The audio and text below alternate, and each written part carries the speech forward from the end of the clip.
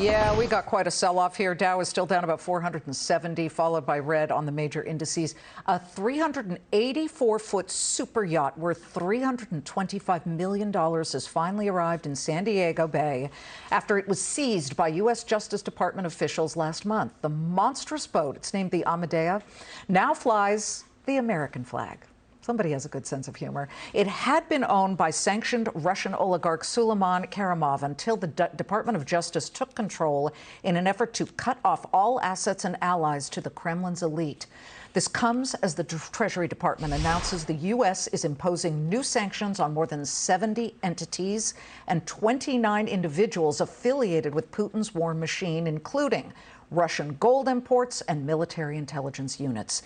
President Biden meeting with NATO leaders in Madrid, Spain, over the next 2 days to discuss the next moves in halting Russia's war on Ukraine. The president is expected to announce U.S. forces will remain in Poland and possibly more troops to be deployed to the region, specifically Lithuania, Latvia, and Estonia. Let's bring in former Undersecretary of State for Economic Growth Keith Krach, whom China sanctioned after Krach became the highest-ranking U.S. official in 41 years to visit Taiwan. A lot to talk about here, Keith. But yes, the U.S. announced more sanctions today. But yesterday, Russia launched missiles directly at a mall packed with 1,000 Ukrainians, 20 people killed. We don't even know if there are more dead on the inside. They're trying to rescue people. In your view, we're now entering the 5th month of this war. Are sanctions working? And if not, what would work? Well, they're definitely hurting the Russian economy, Liz. I don't think they're going to stop Putin's atrocities and his war crimes that he's committing. I mean, if he stops, he probably realizes that he's finished. But with these new sanctions that came out today on their industrial war machine, it's going to take a little bit of time, but it will have a devastating effect in the long run.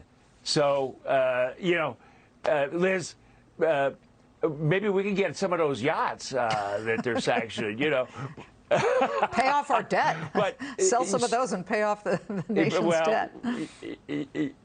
Why not?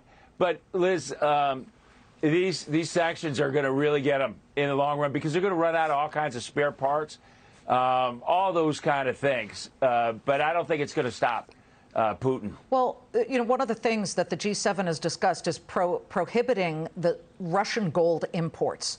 Russia has raised billions since the start of the war as sort of a workaround, and they've done so by exporting their gold. How much might that hurt the Russians? It's gonna hurt them a bit because they stockpiled this gold over the last few years. I mean, Putin saw the sanctions coming, so he stockpiled that. So that's going to hurt him. It's not going to be devastated. Where he's making the money still is on the oil. There's been certain caps placed on that. But the best thing that we can do is reduce the price of oil. Yeah. That's the key. That's where he's making the money, Liz. Yeah, absolutely. And oil is climbing once again today. It did have a brief reprieve last week. And let's keep in mind that the price that you see right now, and if we can punch up that chart here, we do have crude at 111. Just about 11 days ago had been $128 a barrel. Let's hope it doesn't touch that part again, at least certainly for not the U.S. consumer.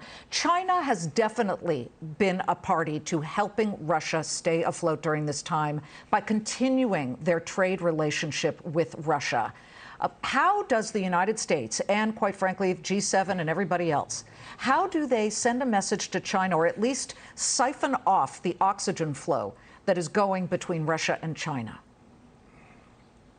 Yeah, I mean, I think it's proven that Putin and Xi are the totalitarian twins. These guys signed their love agreement back there February 5th.